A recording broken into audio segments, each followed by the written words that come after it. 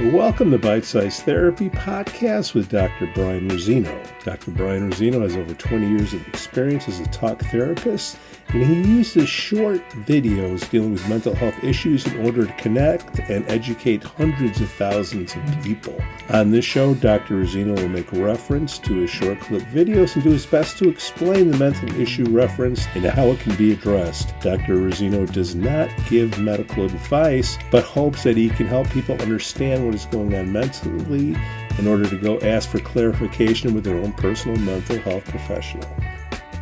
When he started being aggressive, he was only 2.5.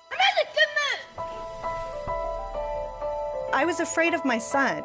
You ask a doctor, they can't tell you what he'll be capable of. For people who have serious mental illness, there's a tendency to violence, especially towards themselves. I don't know how to control my anger. Shut up! Only about half of the children are going to receive any kind of care whatsoever. He needs more than a mother. He needs some serious professional help. We don't treat mental illness the way we treat other diseases. The care is just not available. We still blame parents when their children are deeply troubled in ways that involve criminal or destructive behavior. Cops had to come over. I was scared to death. There really isn't a good way to get help. All of these moms, we all need help. What we forget when someone is violent is that we've failed them. Man, was that an emotional movie or what? You know, I preach to these gun nuts that are on the left or the right, that if they could just combine their energy and right. And what did it say in the 60s? They had 600,000 beds. Now they got less than 60,000 because of civil rights and all that. Yeah. So now we're letting the cops deal with it in jails, right? I mean, that unfortunately is one of the outcomes, is that our criminal justice system is, fielding. It's a surrogate for mental health issues, dealing with mental health issues and not in a helpful way. There's so much packed into this movie. It was hard to watch sometimes, wasn't it? It was uncomfortable, especially when the parents had to make the tough call to send the kid to a place that could help him out. Yeah. And the wild thing is the Sandy Hook mom. Yeah. She tried to get help for her kid, right? And then she did that blog afterwards. Yeah. I don't know why. I've asked the question to a lot of people, and they say it's just easier dealing with the weapon of choice instead of the intent. Right? Mm-hmm. Because like in this story, you're talking about gun control, like AK-47. Easier to control guns. Yeah. Well, what people are mad about are the efficiency of it. You can kill a lot of people quickly versus, a machete or something. Uh-huh. And we're so lost in the weeds on that, again, we're not putting any money in mental health. Yeah. I mean, when there was a recent shooting, I've lost track, unfortunately, but. Well, there's going to be more. Yeah, there will be more. And thoughts and prayers aren't going to help it. Right. Stop it. When one of these shootings happened, I on TikTok, I made a video, and the video was basically, look, I'm not against gun control. This is not about gun control. What this is let's also focus on a part of the problem here, which is the mental health issues that drive this behavior. If you go into a school or you go into a mall or whatever, you start lighting people up, shooting people, it's not because you're doing well in life. No. You got some serious mental problems. And the reaction on TikTok was interesting, but one that stood out to me. We'll put that video here. These tragedies, these shootings are god awful. And I know there's been a lot of emphasis on gun regulation, and that's very important. I'm not going to get into that. What I am going to get into is the mental health issues around this.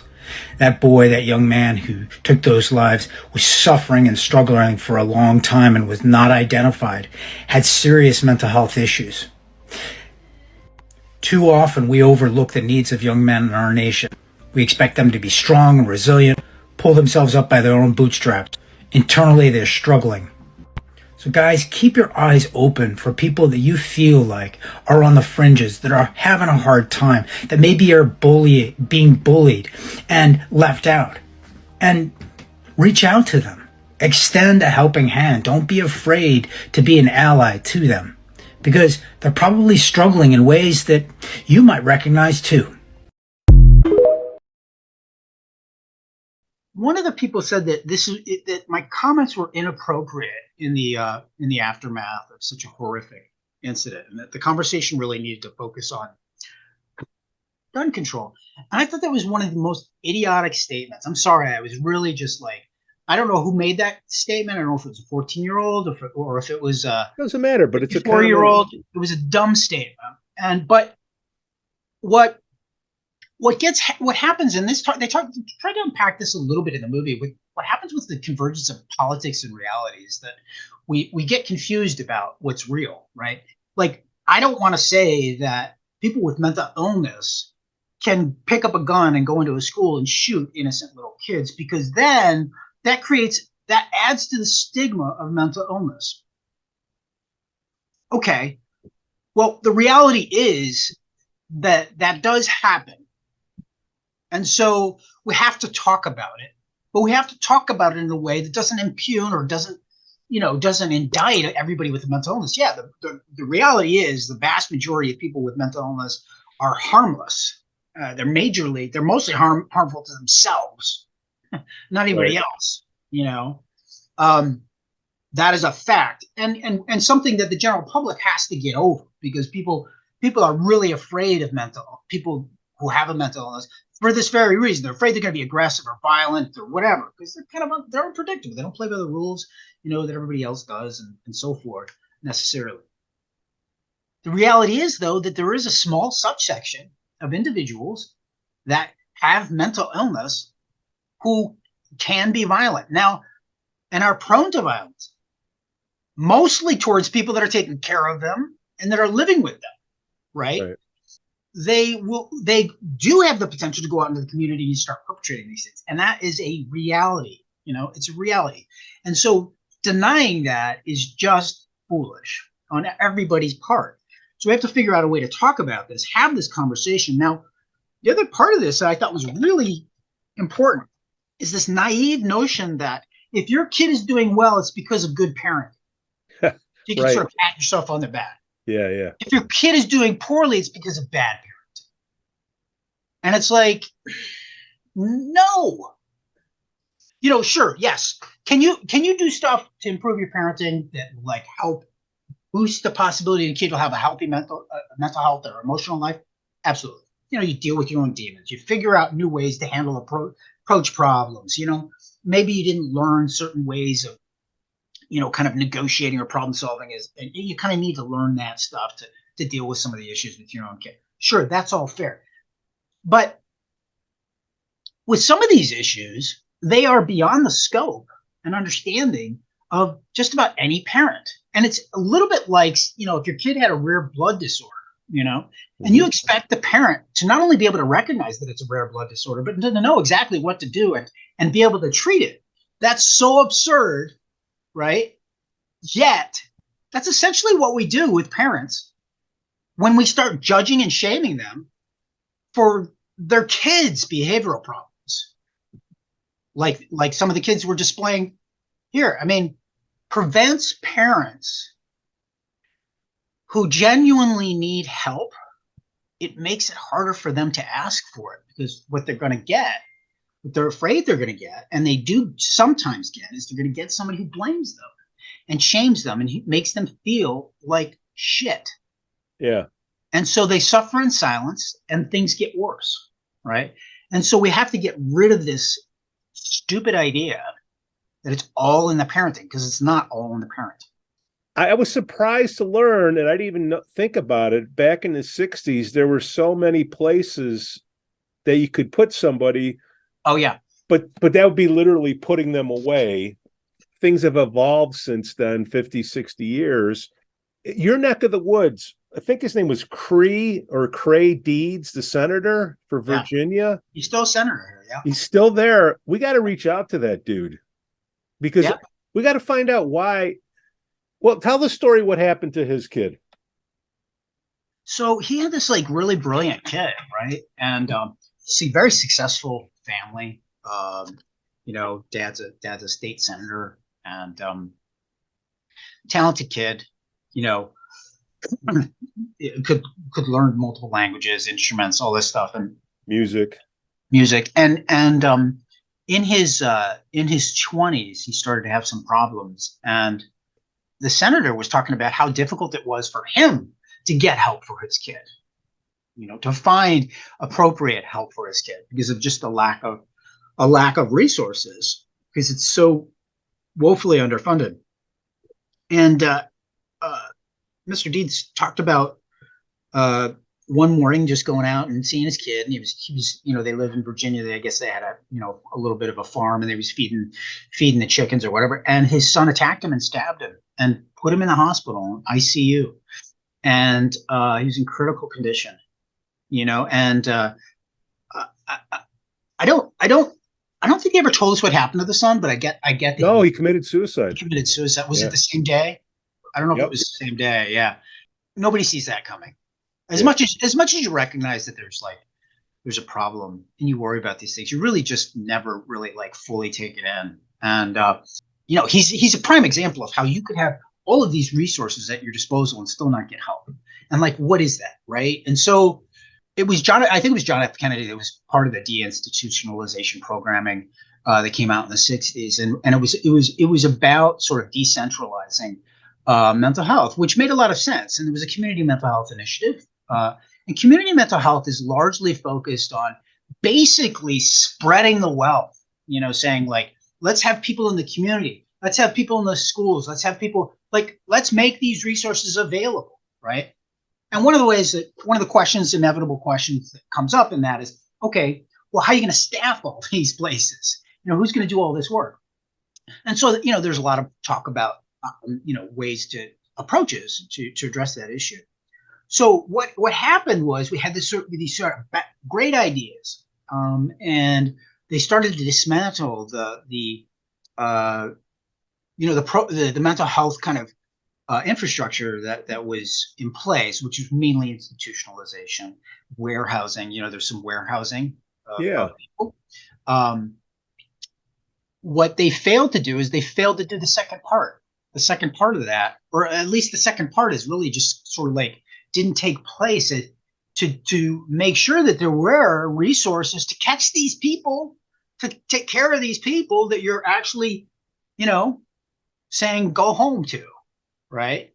I'm not somebody who's like I don't believe like institutionalization is, you know, like I don't think that's a solution either. However, there has to be an in-between where people can have a like what we're talking about. They can have a residential placement or a respite place that is staffed by individuals that can like really truly address and care for somebody who is significantly ill, you know, with the eye on what are they going to be like. One of these parents was talking about dealing with the counselor, and they said, you know, what his name was Brian, by the way. They were saying, Brian, you know, when I talk to Brian, I know that Brian is thinking about my son when he's 25, and what is he going to be like when he's 25? Right.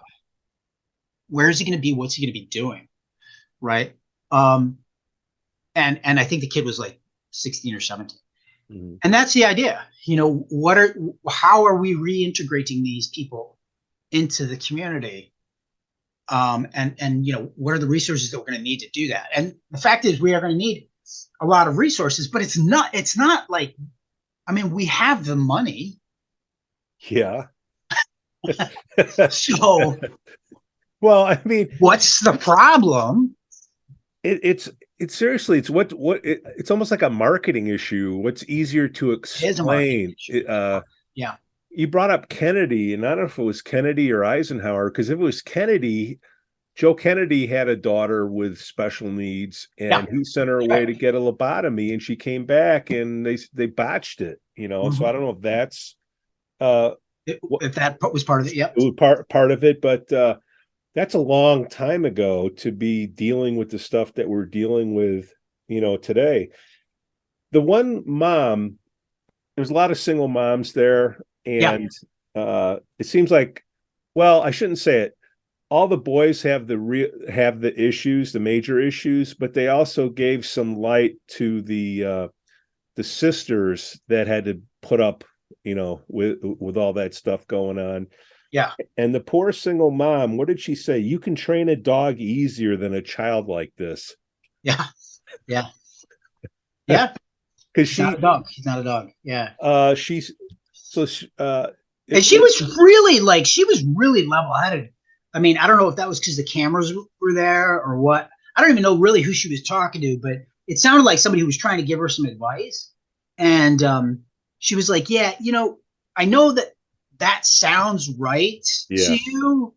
I've had parents say that to me.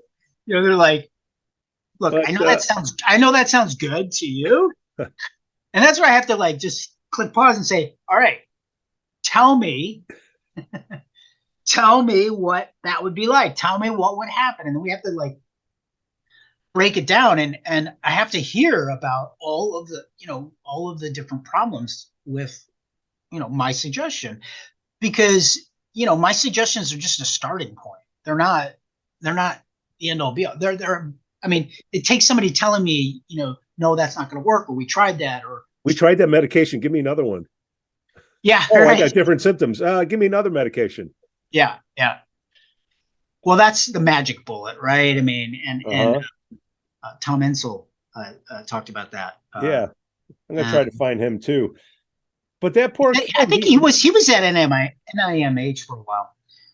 And I think he is actually still there. I've met him. He's an okay. I mean, very intense guy. An intense dude. Can't deal with people like that. But that kid Ethan, he said he wanted a lifeguard to help him save him. Wasn't that sweet? He knew what was going on. He couldn't control it. And then it kind of got into the guns a little bit. It got into the kid from Aurora, Colorado. I think that's where they had the movie theater shooting. That's right. Yeah. And then obviously the Sandy Hook. And I didn't realize that Adam Lanza's mother was so out there. Because it's one thing, oh my God, her son did that, but she went out there, trying to get help, for others. It looked like I thought that was pretty brave of her. Absolutely. There's a lot of different forces at play, that you can get into. There's lots, and this is what I mean. But there's a lot in there. You can get into the money.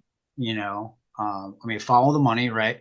The gun lobby, guns. You could get into the American Medical Association. Yeah. Physicians and wanting to keep things medication focused, and only certain credentialed, people, only physicians, can deal with these problems, instead of viewing it as something that's multifactorial. And many people, you need a team, you need a network of people to provide services across the spectrum, not just medication. So there's lots of kind of cross currents here. Well, all these boys were single parents. The exception is one was a divorced parent, and you could just tell. I mean, it's not. We don't want to cast blame, but generally, what I've heard is if you've had trauma early in your life, that is really going to mess you up, later on in life. And all these situations that went down. You had the one African-American lady who said she had mental issues growing up. She knew she had it, and she was trying to help out her kid, and it sort of got lost in the system. They delayed health on him for a year because from whatever paperwork issue. Yeah. You had the divorced parents issue, and then you had the single white mom with a daughter that And the boy that spent 6 months in a residential. 3 months, then 6 months, but the mother's boyfriend had a gun in there, and the kid would go get the gun, and then the mother's pregnant again later on, and the problems of these kids is not. I mean, it still occurs in those places. Yeah. Right. And so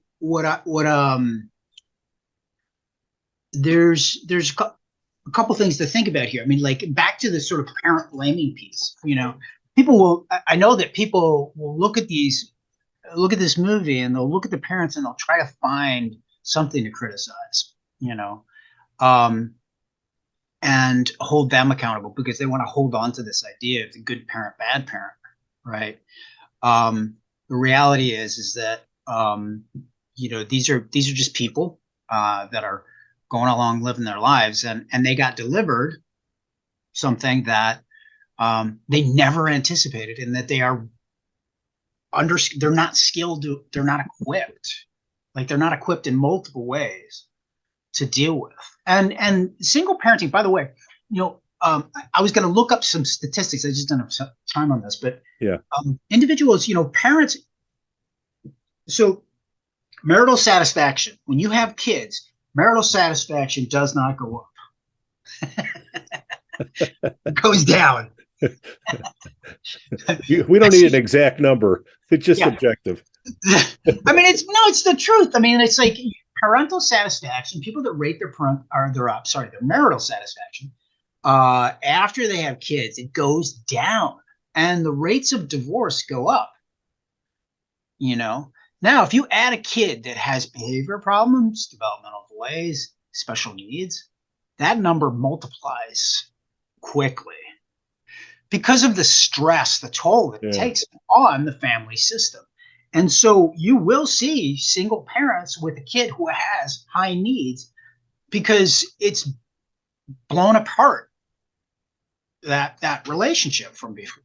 Now, there's other reasons why some of these parents are single, I'm sure, but it's just worth pointing out, that one of the things, and when I meet with parents and families, one of the things I have an eye on is I have an eye on the health of the marriage, the health of the parents, because, the risk of it blowing things apart for them is it's pretty significant, right? So we have to make sure, because it's a lot easier to parent with two people than it is with one, right? Yeah. Just being a single parent, that can be a risk factor, right? Well, the key word that came up in the show is dysregulated. And, whether what I would say though, here's what I would say. Yeah. Just real quick to address the question of divorce is, I think we can provide more support to the parents, and we can be more clear, honest about, what they're in for, and also honest about the fact that they need to learn some things if things are going to get better, and that the tendency is for people to turn on each other in these situations, and to be aware of that, and have somebody support them through that so that they kind of mitigate that as best as possible. That I think is where we can get some bang for the buck. Or the insurance companies picking up the tab. I mean, you got two things. You got to pay for it, and then you got to get over the stigmatism, right? Want to get help, and then, I can't afford that.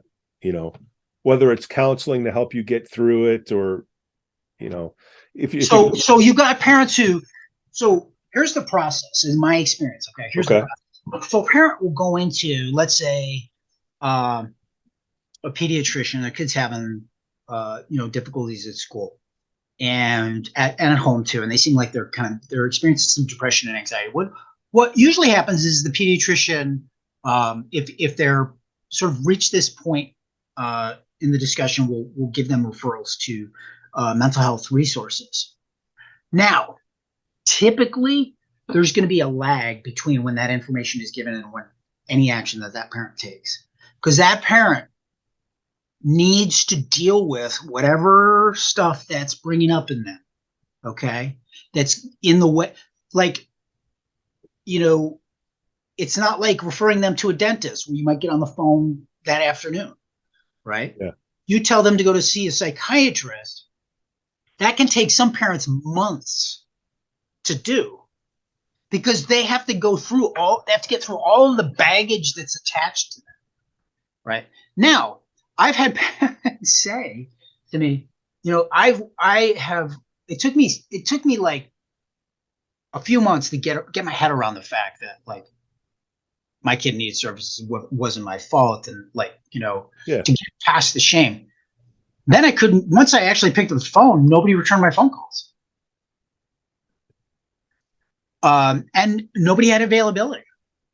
And then once I did find somebody that had availability, like I couldn't afford what they charged, and my insurance certainly didn't cover it. I mean, so it's like this never-ending. So if we don't have the money to take care of it beforehand, then we're paying more money after the fact, aren't we? It'll just take the prison system, right?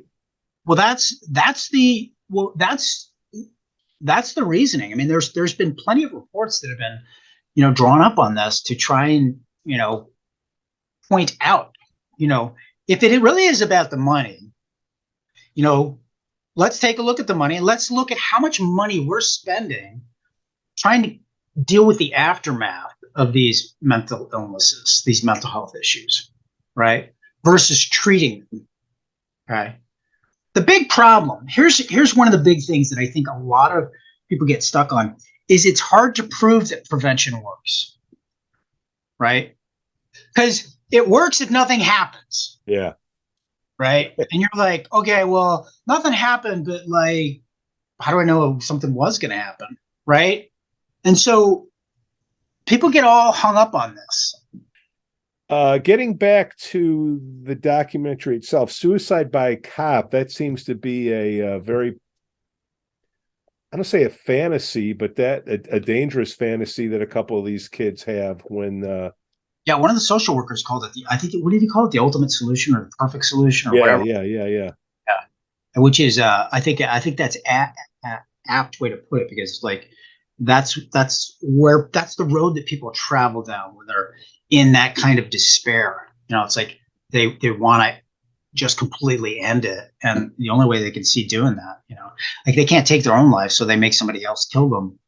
Right. Is how that goes. Or they kill somebody and then they get killed. There's a lot of police that have to deal with that, and this is a discussion for, mental health related to law enforcement. But there are officers out there who have shot somebody knowing that that's what they were manipulated into doing. They said they had a mobile health mental team in LA that would go out. That's a mobile crisis unit. Crisis unit. We have those in Virginia, and they're usually through a community services board, which is an organization that's state funded, and they have people on staff that will be dispatched to go to homes and talk to the families and try to de-escalate problems, as well as help make decisions on placement if that's what's needed, which is a good service. But they are inundated. They have more business than they can handle, and so what happens is then the police, with these kids that are aggressive, the police are almost invariably, because of the aggression and the violence, and that's what's being dealt with, the aggression and violence. And then the next part is like, what are the issues like that created that, and police don't know how to deal with that, right? Yeah. And they're not. I mean, that's not their job, really. And we're doing more training with police and how to engage people who have mental health issues, and how to de-escalate those situations, and empathy and so forth. But the fact is, we need more troops as far as the crisis units go, and people that can staff places that receive these kids, and are in charge of taking care of them. In the Sandy Hook mom, I keep saying the Sandy Hook mom, she said her experience with mental health is sort of like what she say, a Ouija board experience. Right. Very mysterious and mystical, and you don't know how they got to what they try this. Yeah, we think it's this. Yeah. And I mean, is that what a psychiatrist does?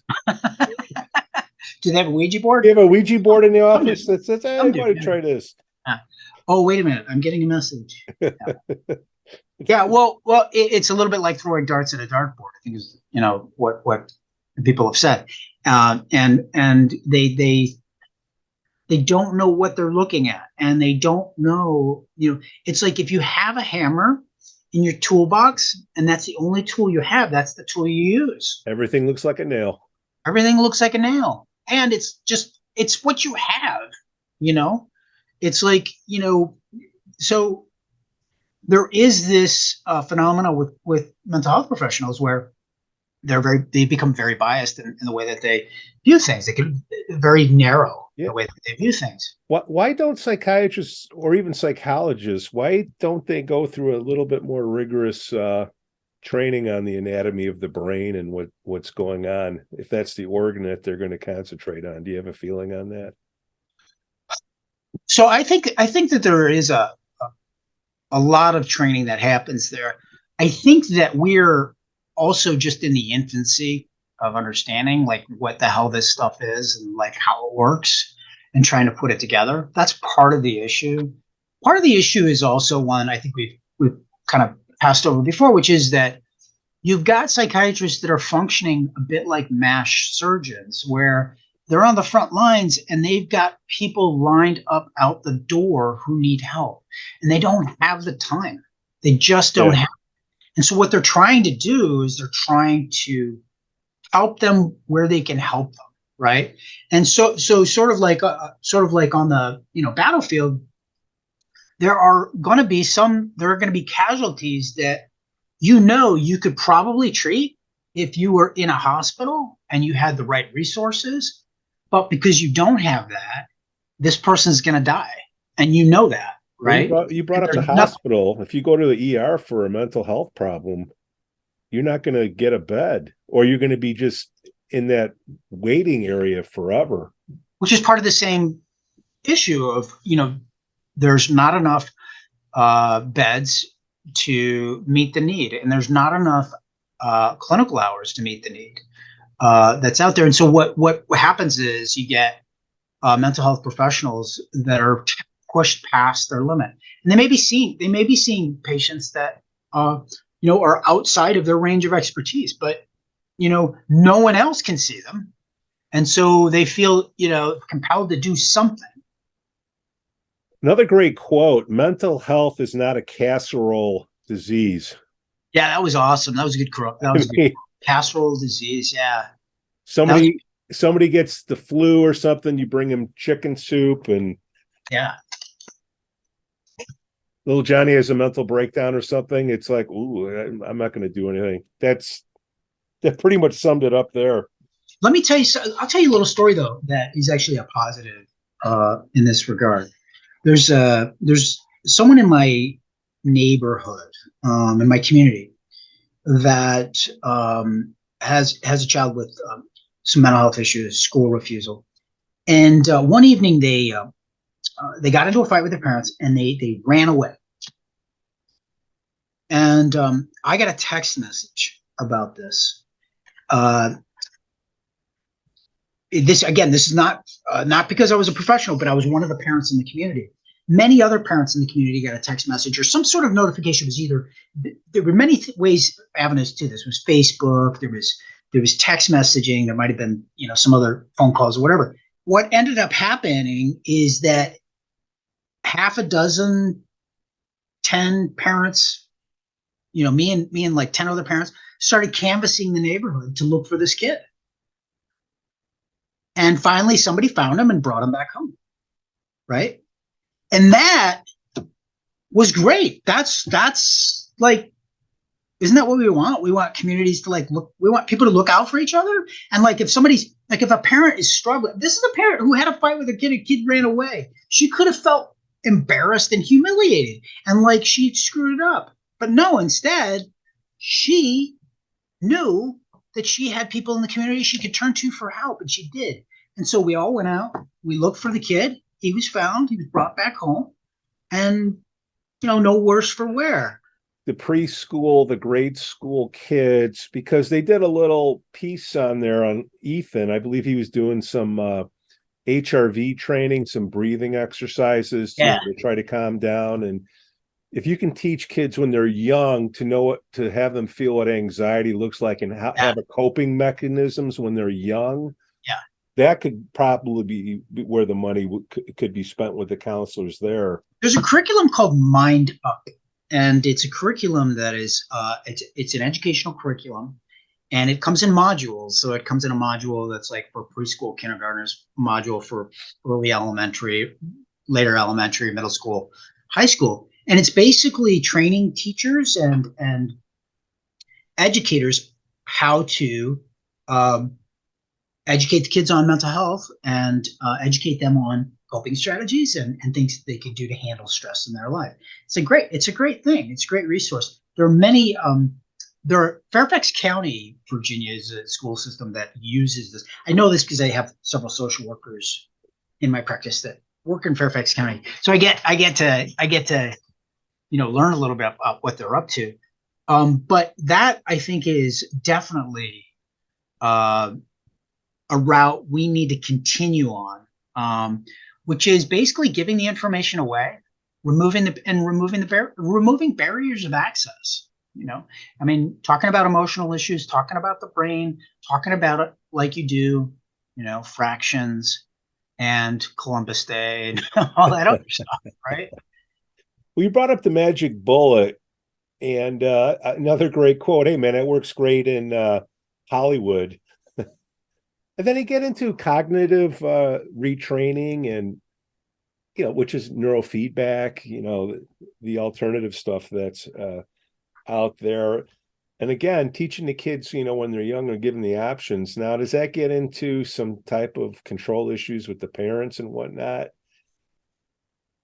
You mean the cognitive retraining piece? Yeah. Or even if why are you teaching my kid how to breathe?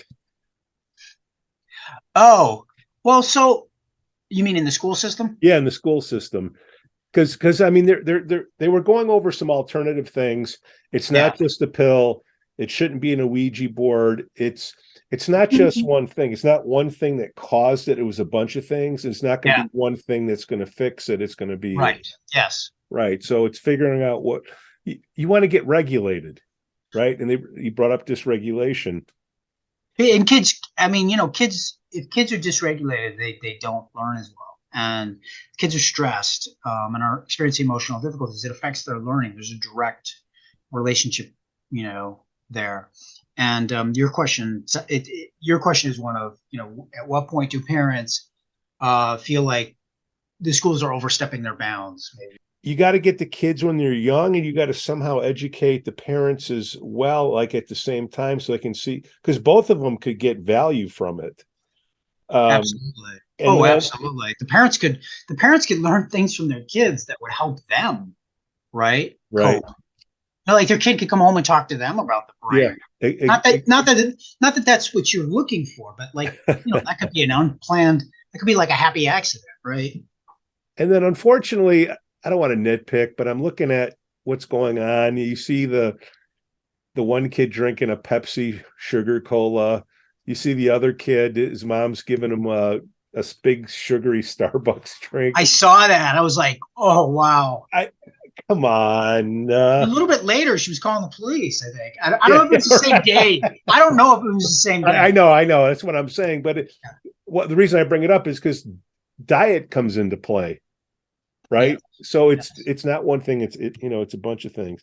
Well, and then what you got, but here's the thing though, and what you have and that kid had autism and some other developmental issues going on.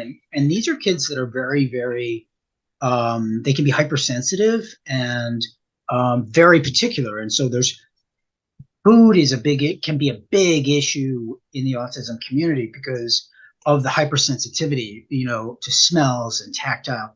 And so there's like a really limited range of food that the kids will agree to eat. And so if parents are like, they're just racking their brains trying to figure out how to get calories in this kid. Yeah. And so sometimes they give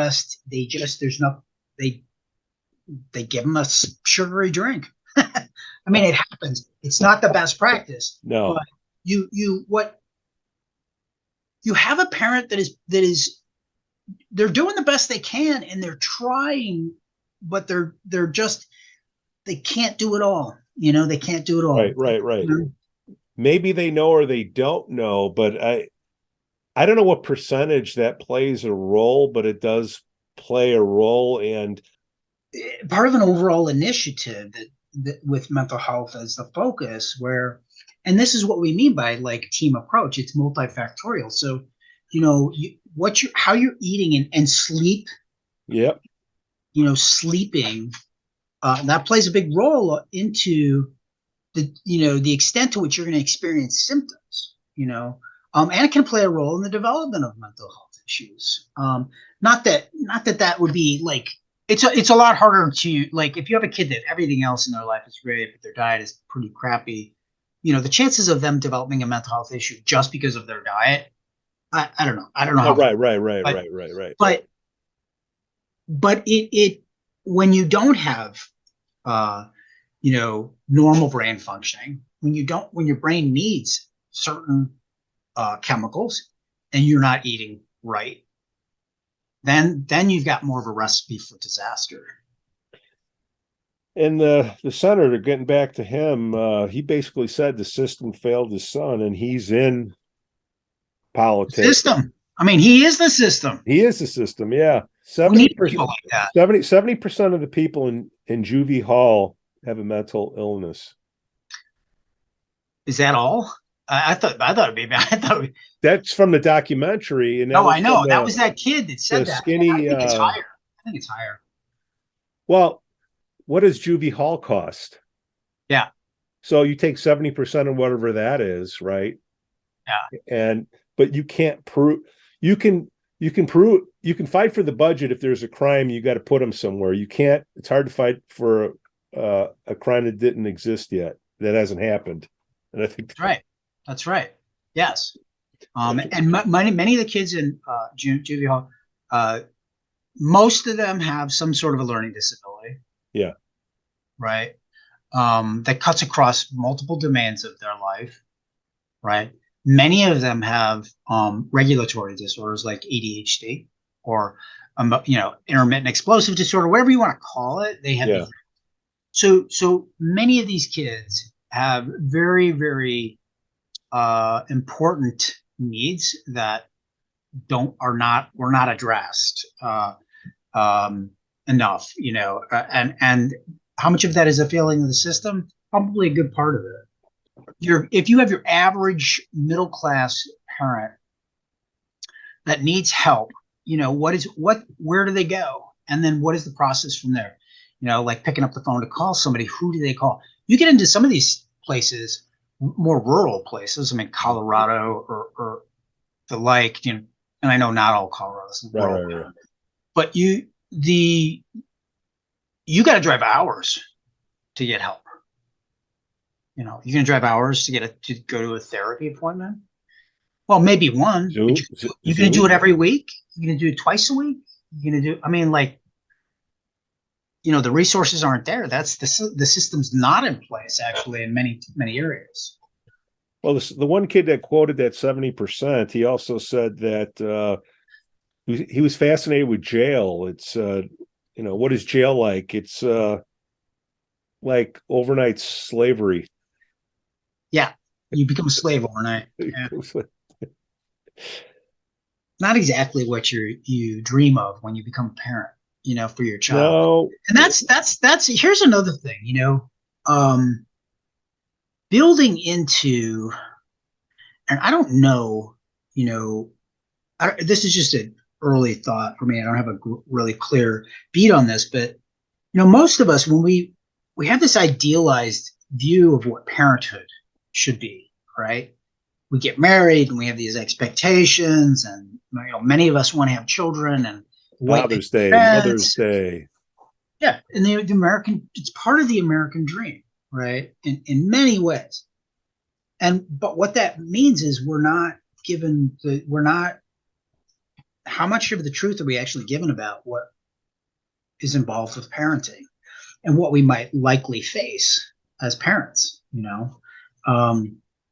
You could have a kid that's born disabled physically. You could have a kid that is doing great and develops a mental health issue when they're 19 or 20. So there's just realities around this that, and I mean, maybe I sound like a wet blanket, but there's realities around this that I think we can do a better job of talking with, people, young couples about, and sort of they can do more to educate themselves on, what would we do, or, how could we prepare for this, right? So that it's not something that they're reacting to. Well, this documentary was 2018, so these numbers maybe have changed. I don't know, but like you say, these numbers sound low. Over 17 million have experienced a psychiatric disorder, but only less than half, receive treatment. So you got 8.5 million people floating around out there. Homeless, what percentage, is homeless? So there's a lot that needs to be addressed.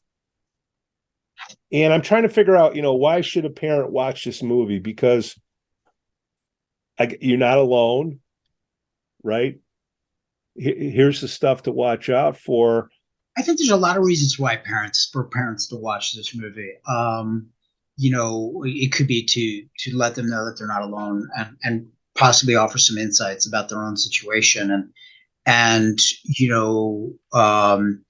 disabuse them of some ideas about like personal responsibility, but also pointing them in the direction of ways in which they can help. But it builds compassion among parents for other parents who are struggling, and who are having problems. We parents, we love to judge each other. We love it because it makes us feel so good and superior and safe, like we're doing a good job. And we need parents to be compassionate with each other and recognize that that could happen to any of us. Empathy, any one of us. And this is a parent that like the parent that had the kid that ran away in my neighborhood. This could happen to anybody, and if it happened to you, how would you want people to respond? And so knowing that this is out there and it's a reality for many parents, I think is important for parents to recognize, even if they don't have kids that have these issues, because it's because then they can help. They're better able to help other parents and support them because they have the information. Doc, another great video to add to our series here. Man. And it's on HBO, but I found it on YouTube. I'll put it here, the whole thing. Yeah. Good for HBO for letting people check it out. That's absolutely. It's a worthy hour 20. It is. It's not a long movie, and it really moves. It's there's a lot in it. A lot of good stuff. Doc, thank you for another riveting, another rock star performance.